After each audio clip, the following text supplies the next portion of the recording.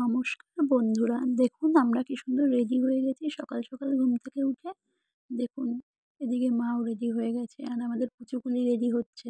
এই দেখুন, দেখুন পুচকি বুড়িও রেডি হয়ে গেছে সকাল সকাল। চলুন কোথায় যাচ্ছি বলুন তো, একটু পরে ঠিক বুঝতে পারবেন কোথায় যাচ্ছি। আর আমরা কিন্তু এই জায়গাটায় যাচ্ছিলাম খড়গপুর থেকে। আমি যেহেতু ননদের বাড়িতে গেছিলাম, ওখান থেকে আমরা একদিনের ট্যুরে গেছিলাম পিকনিকে। চলুন কোথায় যাচ্ছি দেখা যাক। দেখুন পুচকিটাও ওপরে উঠে গেছে। আমরা ট্রেন ধরে নিয়েছি হাতিয়া, হাতিয়া এক্সপ্রেস। পরে নেমে গেছি বলুন কোথায়, বিষ্ণুপুর।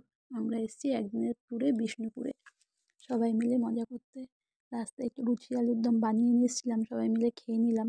আর আমার মেয়ে খাচ্ছে লুচি আর সুজি, ও যেহেতু আলুর দমটা ঝাল ঝাল খেতে চায় না।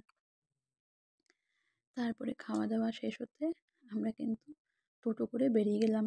প্রথমে রাসমঞ্চ মনে হয় দেখেছি, হ্যাঁ এটা হচ্ছে রাসমঞ্চ। কি সুন্দর না, দেখে কিন্তু চোখ জুড়িয়ে যায় ওখানকার কাজ, এত সুন্দর মন্দিরের কাজগুলো।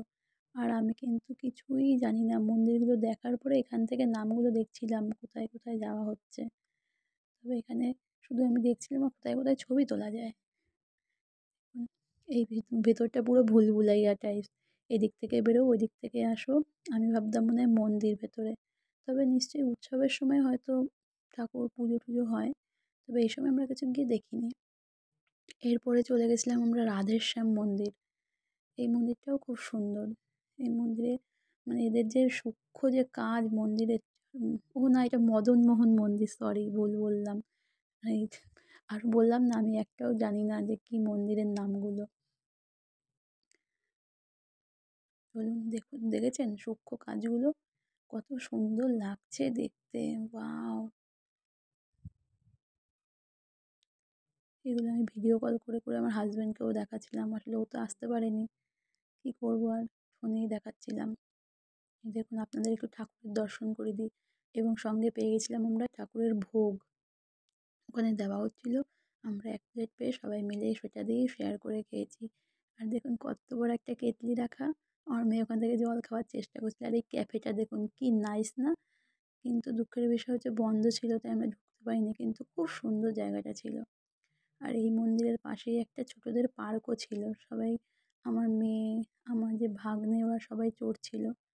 সবচেয়ে সুন্দর এখানকার টেরাকোটার কাজ, এত সূক্ষ্ম কাজ, এদের এত সুন্দর চোখ, মানে চোখ টানে, মনে হয় সবই বাড়িতে নিয়ে যাই। দেখুন এই মন্দিরটার সবচেয়ে বিশেষত্ব হচ্ছে হচ্ছে এর তুলসী মঞ্চটা, খুব সুন্দর। দেখুন এত সুন্দর তুলসী মঞ্চ। এই মন্দিরটার নাম এই মন্দিরটার নাম বলতে পারবো না, তবে এই মন্দিরটার নাম ছিন্নমস্তা কালী। এখানের মা কালী কিন্তু মানে ছিন্নমস্তা। খুব সুন্দর মন্দিরের ভেতরটা, খুব শান্ত পরিবেশ। আমরা যখন গেছি তখন ঠাকুর ঘুমাচ্ছিলেন, তাই জন্য ঘন্টা বাজাতে গিয়েও বাজাতে পারেনি।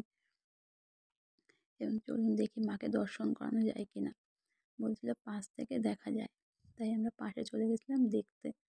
ওই দেখুন মাকে, হয়তো ভালোভাবে আপনারা দেখতে পারবেন না, ভেতর থেকে তুলতে পারিনি ঠিক করে। এবার একটু খাওয়া দাওয়া করে নিলাম সবাই মিলে, অনেকক্ষণ এসেছি তো খিদে পেয়ে গেছে। ব্যাস চলে গেছি আমরা হাটে, সেদিনকে কিন্তু হাট বসেছিল। আমরা একটু হাটে একটু ঘোরাঘুরি করলাম, কেনাকাটি করলাম। আর আমার সবচেয়ে উপরি পাওনা হিসেবে একটা জিনিস ছিল, সেটা দেখে আমার জাস্ট মন ভরে গেল। এটা কিন্তু দেখতে পাবো আমি ভাবতে পারিনি।